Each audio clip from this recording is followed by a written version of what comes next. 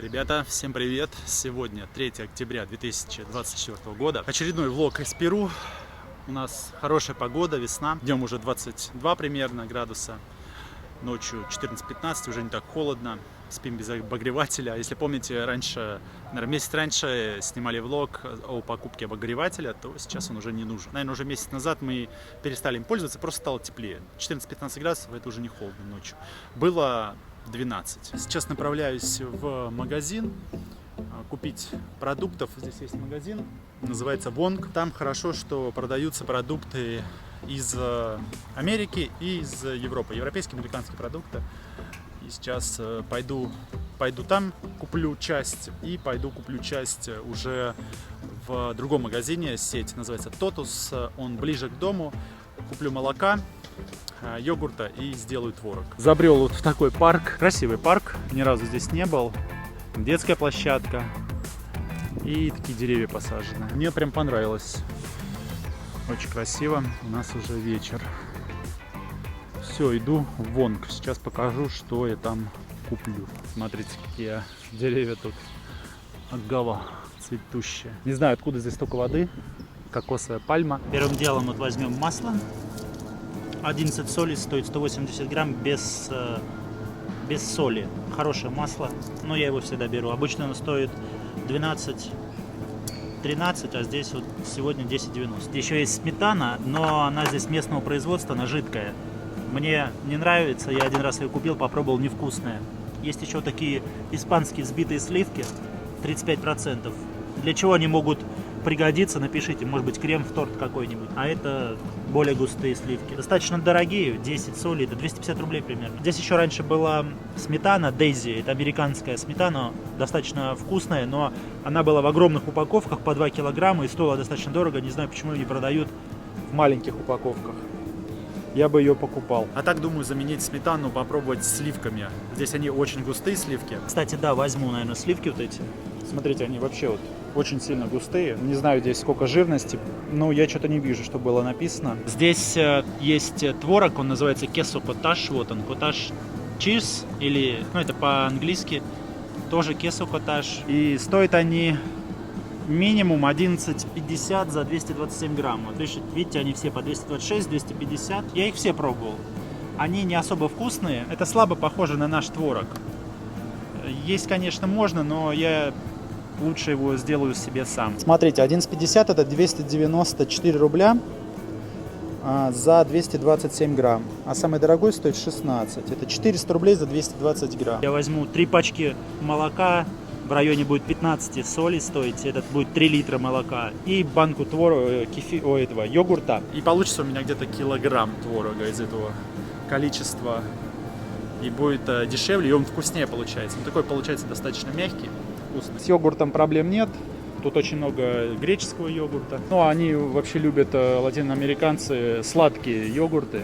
Вот хорошая цена за йогурт, 945 грамм, 7,90, это отличная фирма. Я его сейчас себе возьму. Из него хорошие получаются оладики. Покажу рецепт простой, с яблоком. Я их иногда делаю. 202 рубля получается за 950 грамм йогурта. Вот самая лучшая здесь марка, ну как мне показалось, то что я пробовал. Йогурт натуральный, но он стоит 11,50 подороже. Вот это на втором месте после этого. Очень вкусный, и у него, видите, разные тоже йогурты есть. С разными добавками. Еще эта марка делает самое классное молоко, Данлак называется. Из него получается творог, он сам сворачивается, просто добавляя, если уксус. Это единственное молоко, из которого у меня сворачивался творог сразу при добавлении уксуса. Получался именно рассыпчатый творог. Вот оно, это молоко, но оно здесь стоит достаточно дорого, 900 миллилитров, 7,60, ну и тут 200 рублей почти, да, получается, 200 рублей, даже больше. Не ультрапастеризованное, просто пастеризованное и с маленьким сроком хранения. Смотрите, сегодня 3 октября, у него срок хранения до 11, то есть получается неделя примерно. И еще короткий срок хранения вот у этого молока, который я йогурт фирму купил, тоже короткий срок. Смотрите, до 16 октября. Все остальные фирмы это ультрапастеризованные, из них просто так творог не получить, получается такая каша мягкая очень. Из фруктов смотрите, что у нас сейчас продается в супермаркетах. Папайя, Это вот эти пепино, мелон, огурец, дыня, он так называется. Я ем больше всего яблоки, но покупаю их возле дома. Вот он этот, как он, грейпфрут, по-моему, да, называется. Авокадо, гранадия, это сисино, это фрукты из сельвы. Из него делают такой интересный сальсу, соус, очень вкусный. Мандарины, такие желтые лимоны. Даже, честно говоря, первый раз вижу. Интересный лимон. Манго. И дыни. Дыни очень вкусные здесь. Типа нашей дыни торпеды узбекской. А еще ананасы. Ну и бананы вон там разные. И яблоки дальше. Смотрите, здесь еще какой есть ананас. Он такой достаточно колючий. Продавщица возле дома, она продает там фрукты в одном павильончике. Она сказала, что это для сока. Ананас, он так не особо вкусный. А вот это именно съедобный такой. Стоит 3 соля за килограмм, 3,39. Он, видите, какой вытянутый. На нем даже написано Хуго. Это, то есть, для сока. Много-много апельсин. Это местные апельсины, такие зеленоватого цвета. Но есть еще и оранжевые, импортные. Вот они оранжевые, импортные апельсины. Даже не знаю, может быть, из Чили откуда-то. Чили, да. Напоминаю, я в этом магазине из-за того, что здесь есть продукты, которых нет в обычном магазине. Хочу взять вот такой соус Buffalo Wings для крылышек Buffalo. Есть еще вот такой Hans. Вот думал сейчас между ними, здесь, конечно, побольше, 550 грамм. Но вот эту марку я знаю, уже терияки брал, мне очень понравилось. Такой натуральный вкус. Попробую сделать крылышки Buffalo. Buffalo, как правильно. Еще вот таких много соусов американских. У меня вот такой хикорис есть, очень вкусный. Ну, в следующий раз, наверное, вот этот возьму. Да, забыл сказать, этот соус стоил $5. 5,3 доллара. Кстати, здесь есть маринованные огурцы. Я вот такие покупал. Вкусные достаточно. Это немецкая ферма. Здесь тоже немецкая. Посмотрите, сколько они стоят. 33, 35 за 670 грамм. 650 грамм. 850 рублей. $9 почти. Смотрите, у нас уже стемнело, 6 часов. Закупился я на 50 соли. 50 соли это $13,5. Йогурт литр, пачка масла сливочного, соус Buffalo и маленькая упаковка сливок. Достаточно недешево. Кое-что не купил. Думал, что будет в Вонге, но не оказалось. Масло, как оно называется, растительное, подсолнечника. Сейчас пойду еще в третий магазин зайду. Там хорошее итальянское масло, оно стоит 9 солей, здесь 12 солей, мне, наверное, что-то не очень понравилось.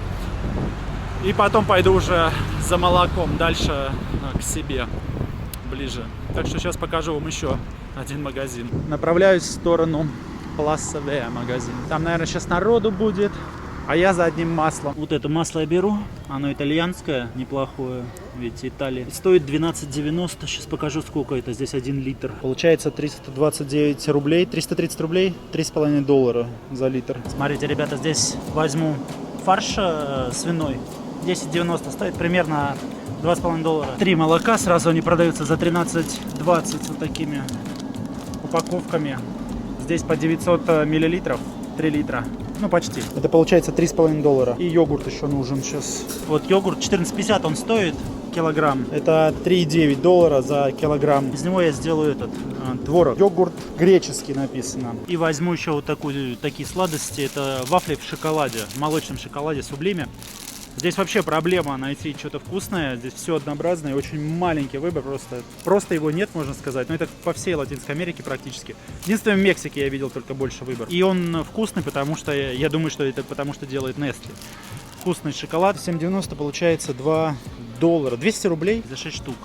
2,10 доллара.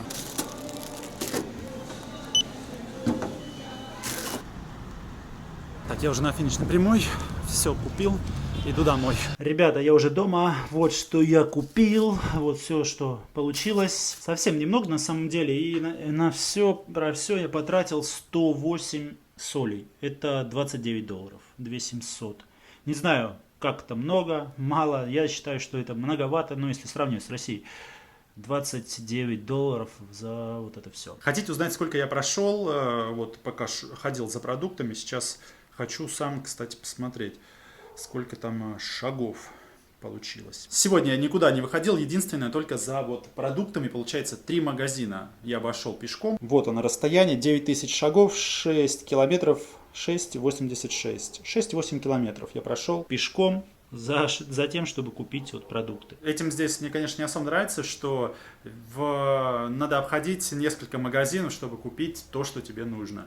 И это, конечно, отличается от того, что есть у нас, когда ты пришел в один магазин, и там купил все, что тебе нужно. И даже творог гораздо дешевле, который не нужно самому делать. И сметану, которой здесь, к сожалению, нет. Была вот Дейзи, 2 килограмма, куда-то пропала, очень странный формат. Почему они не запустят вот маленькие баночки. В Мексике, в Канкуне, кстати, с этим проблем нет. Там есть очень вкусная сметана американская в такой синей банке, не помню название. Ну, плюс там, конечно же, есть Walmart, там есть и кефир, и творог есть, творог зернистый, правда, но не особо, конечно, мне тоже нравится, но там все есть, там есть костка, там есть селедка, все, что хочешь, и там все, конечно, гораздо проще, и в Walmart, в принципе, продается все, что тебе нужно. Здесь с этим гораздо сложнее. Сейчас покажу, как делают творог, в принципе, все просто, у меня кастрюля хорошая, купил с толстым дном, такая металлическая, вливаем туда 3 литра молока, нагреваю градусов до 50, когда пойдет уже такой пар оттуда, и добавляю йогурт и оставляю на сутки. Завтра, получается, ближе к вечеру, перед тренировкой, я его нагрею и потом выложу в марлю. Получается примерно вот из 3 литров молока, ну там меньше 3 литра, 2 700, потому что по 900 миллилитров упаковки, и литрового йогурта вот этого греческого, получается кило 100 творога. Я добавлял другой йогурт, тоже греческий, но дешевый. Этот стоит 14 солей. Добавлял, который стоит 7. Получалось совсем не то. Получалось прям вообще какая-то жидкая, такой прям крем. Не творог, а крем какой-то. Молоко уже нагревается. Сейчас нагреется, добавлю йогурт. Сложно найти здесь натуральное молоко из-под коровы, потому что здесь пустыня, здесь нет каких-то рядом пастбищ, ну, по крайней мере, я их не нашел. И даже на том рынке, который я показывал в прошлом видео, где мы покупали мясо, там тоже нет свежего молока, и мы там спрашивали у всех, искали, нет, никто не знает, где продается свежее молоко. Конечно, из свежего молока получается совершенно другой творог. Из него также можно сделать прямо из свежего молока, если оно хорошее, прям свежее, то можно сделать моцареллу классную самому. Очень легко делается. Но, увы, здесь, скорее всего, я его и не найду, потому что, ну, пустыня. Где-то вот там за горами, за Андами, там уже, конечно, другое дело. Смотрите, какая консистенция у этого греческого йогурта. На жидкую сметану похоже. Сейчас попробуем. Ну, я пробую на камеру. Я его до этого ел. В принципе, вот этот йогурт можно использовать как сметану. Вкус схож, скажем так. За неимением нормальной сметаны я вот этот йогурт спокойно использовал. У меня же есть этот обычный йогурт. Сейчас сравним по вкусу, кстати. Может быть, кому-то информация пригодится. Я просто влог записываю. И для себя тоже иногда пересматриваю. Особенно старенькие видео. Ностальгирую. Вот этот у меня же есть йогурт еще. Хорошее молоко они тоже делают. Сейчас его открою, попробую. Налью себе стаканчик. Я в России привык пить кефир. Я его всегда пью на ночь. Это вот все время, что я там жил, приезжаю, прям у меня всегда кефир есть. И я на ночь стакан кефира выпиваю. И вот этот йогурт здесь я тоже пью. И делаю из него эти оладики. Сейчас налью, попробую прям при вас. Этот йогурт уже, видите, такой более жидкий. Сейчас попробую. Он больше похож, этот йогурт, на кефир. Греческий чуть более слаще и чуть более сливочнее, как это сказать. Крем больше как сливочный, да, получается. Ищу постоянно чай. Сейчас есть одна идея, где купить можно чай. Ну, скажу. Ой, включился чайник, выключу пока. В китайском квартале, в центре, хочу там посмотреть. Я думаю, что там может быть чай, кстати. Но вот в этом Вонге, магазине, где продаются американские продукты и европейские, я нашел вот такой чай. Té Negro, то есть это черный чай. Вот такая консистенция у него сейчас, смотрите. Вот он. Я думаю, здесь он виден. Он стоит дешево, 8 солей. Это примерно 200 рублей за вот такую пачку. 50 грамм. Ну, ее тут надолго хватает. Но этот чай, он совершенно не похож на чай черный, вот цейлонский, который мы пьем в России, или там из Китая. И этот чай, это больше напоминает как какую-то просто траву заваренную. То есть он сильно отдает травой, не чаем, не черным чаем, а просто какой-то травой. Ты покупаешь черный чай, но пьешь почему-то как будто заварную траву. Сейчас нужно доделать творог и уже буду собираться в спортзал. Ребят, добавил в молоко творог. Оставляю это до завтра. И завтра буду просто его подогрею и потом процежу, скину в марлю. И она чуть там пару часиков сыворотка сольется и будет готов творог. Завтра посмотрим, сколько получилось из этого количества. Но обычно где-то килограмм 100 получается. Захотелось вот макароны по-флотски вчера. Из вчерашнего фарша, что я купил, вот на свинина. Сейчас купил в магазине фруктов чуть-чуть. Смотрите, какие яблоки здесь. Очень красивые, очень вкусные. Прям напоминают по вкусу наши. Они такие не тверденькие, мягкие. Из них я сделаю оладьи. И бананы. Это на 8 солей вышло, не знаю сколько, рублей 230. Авокадо, 3 яблока и 3 банана. Мандарин у нас был. Ну, почти готово. Макароны выключаю. Фарш люблю, когда зажарен сильно. И я его готовлю отдельно с луком. Потом лук туда засыплю, смешаю и потом макароны. И будет очень круто. Посолю, поперчу. Готовится быстро и вполне себе вкусно. И плюс к этому я всегда вот с авокадо ем здесь. Он очень вкусно получается. Такой сливочный вкус авокадо.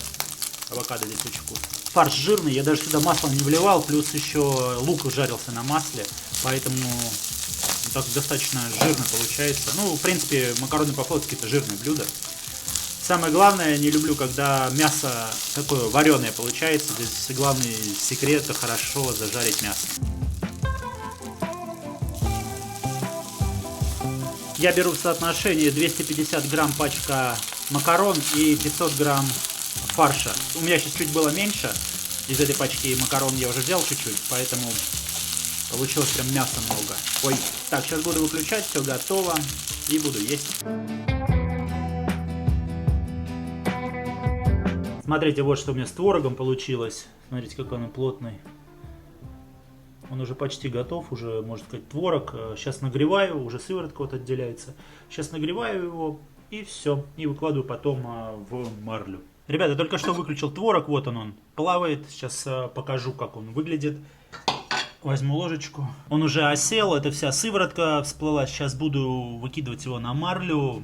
Часа 3 ему нужно, чтобы стекла оставшаяся сыворотка, и будет отличный творог. Я потом покажу, как получилось. Тем временем я сделал тесто на оладики. Вот такое тесто, смотрите, сколько там много яблок. Это 2 яблока получилось, я перетер туда. Вот такой густоты теста. На блины гораздо оно жидкое получается больше. А для оладиков вот это самое то. На кефире делал. Всегда оставляю тесто минут на 10-15 постоять перед тем, как выпекать что-то там, блины или оладики, или что-то тоже из мучного, если делается. Всегда оставляю, потому что мука, она раскрывает свои свойства вот после определенного, небольшого времени. Нужно оставлять обязательно. Всегда пробую на вкус, кстати, тесто. Если тесто нравится на вкус, значит все получится классно. Вот мой будущий творог, сейчас он здесь течет, и потом я его подвешу. Мне некуда особо подвесить, его подвешу отсюда на кране.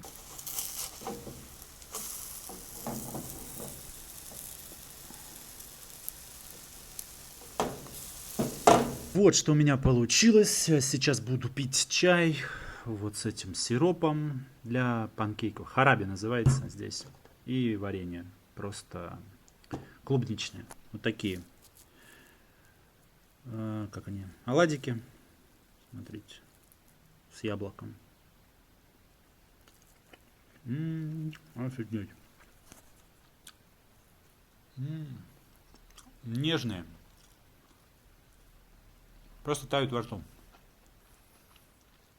Чуть-чуть они еще подостынут. Очень горячие. Супер получились. Рецепт от мамы, кстати. Ребята, вот смотрите, сколько получилось творога. Чуть меньше в этот раз. 940 грамм. Такой он получается. Видите? Такой творог. Сейчас надо снять пробу. Вкусный творожок, он еще подостынет в холодильнике, будет вообще супер. Он потому что еще сейчас тепленький такой. Съел половину тарелки оладьев. Иду сейчас на тренировку, чтобы избавиться от этих быстрых углеводов. Последняя тренировка на этой неделе. ¿Te quieres decir algo? ¿No? Нет, ¿qué grabas? Почему? Yo preparando este Ya. y mi cottage.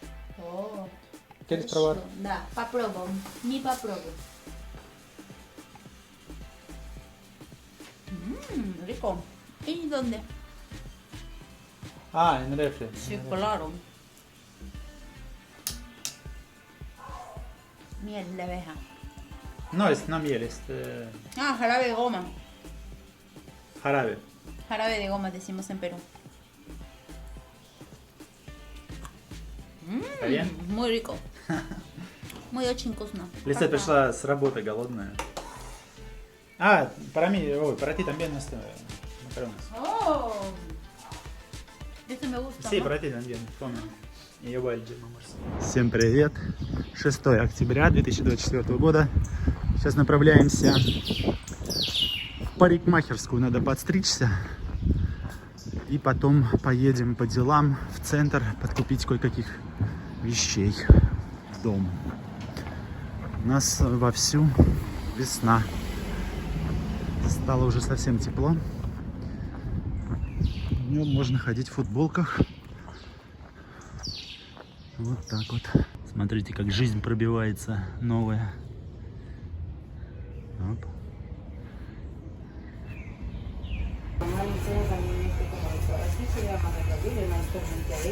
Norma, hay gente esperando, chamo.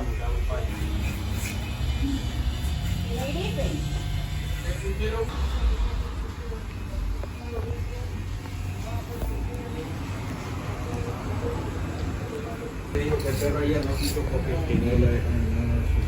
¿No te le comes con ese olor ahí?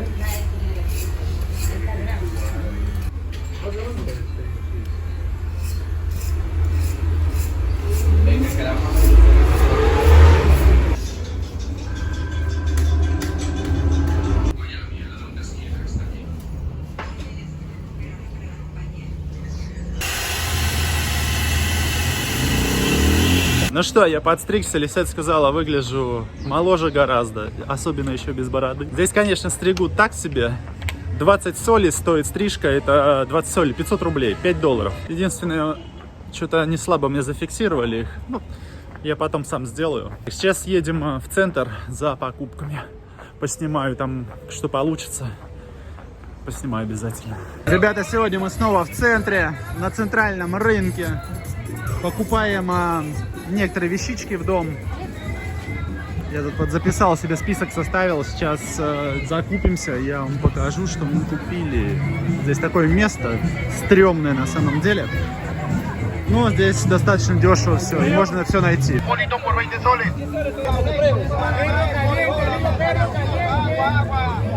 Agua gaseosa, Oréjole, Coca, Ica, México, Ananá, Porebola, agüita gaseosa, agua. Здесь главное следить за вещами. Смотреть за своим рюкзачком. Выбираем сковородку здесь, смотрите. Крышка противоударная у нее. И вот эта поверхность называется типа гранит, сделанная как из гранита.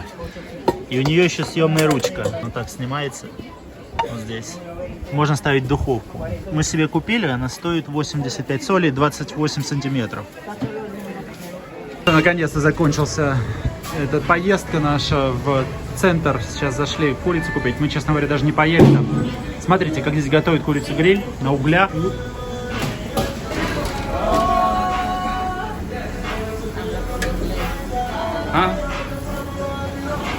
Здесь вся курица-гриль готовится таким образом на дровах. Очень вкусная, с очень вкусными специями.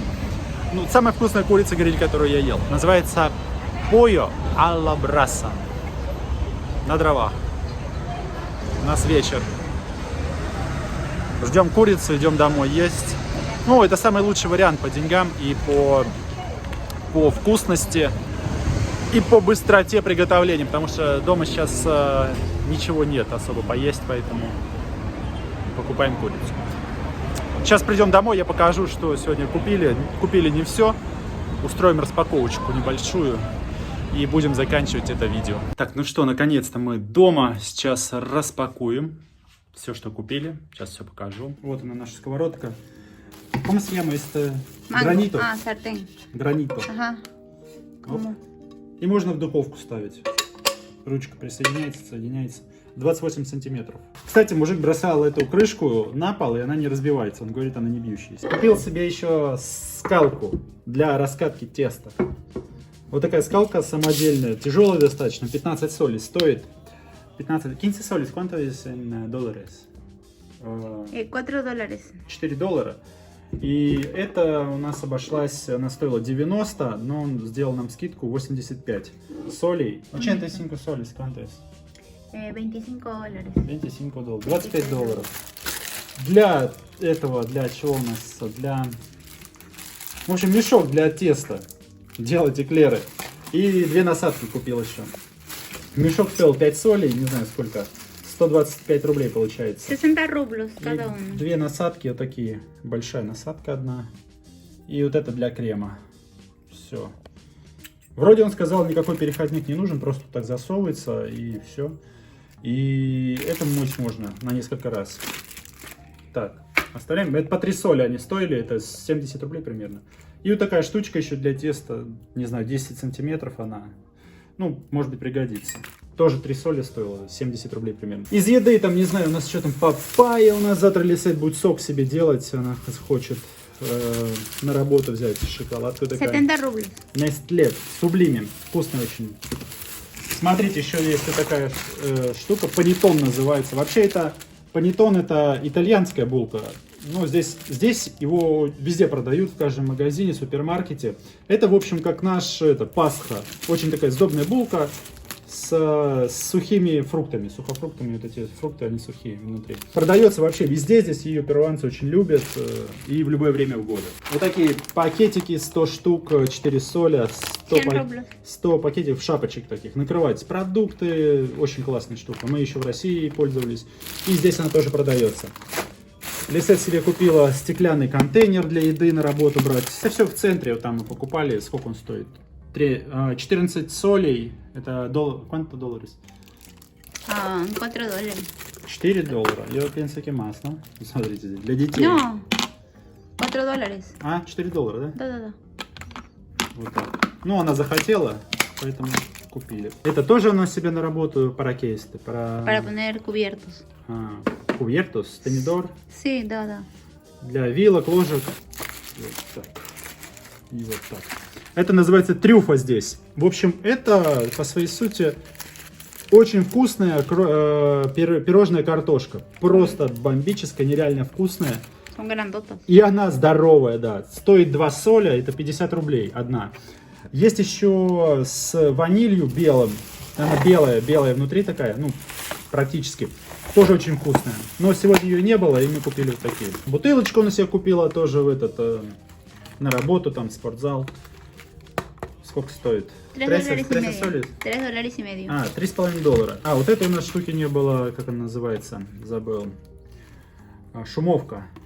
Лопаточку новая, 3 соли. 3 соли стоила 90 рублей, по-моему, стоит. И шумовка 5 солей. Наверное, где-то 150 рублей. Это у нее для зубных щеток, по-моему, да? Такой пенал. Тоже там что-то дешево. Ну и все, в принципе. Сейчас вот взяли курицу. ¿Cuánto es 23 soles? 7 dólares. 23 soles. 7 dólares. 7 долларов получается и кока-кола. Сейчас будем есть. Ну тут пол курицы на гриле, вот мы показывали, сейчас ребята засняли. И картошку они кладут. Ну и плюс разные соусы. Там майонез, местные соусы, кетчуп они кладут. Вот она. Сейчас будем ее есть. Уже заканчиваю видео. Очень вкусная. И начинаем есть. Muy rico. Да. Muy очень вкусно, la verdad. Vamos a comer. Sí, claro. Vamos. Mira. Buenas. Sirvas para nosotros. Я voy a lavar manos, Марсик. Хорошо. Ну все, ребята, мы садимся есть, и тогда до следующего видео подписывайтесь на канал, не забывайте ставить лайки, комментируйте обязательно, потому что это помогает продвигаться видео. Возможно, в ближайшее время сделаем трансляцию, поговорим. Я думаю, возможно, на следующих выходных мы это придумаем. попробуем осуществить. Впереди еще будет много интересного, так что до новых встреч. Всем пока!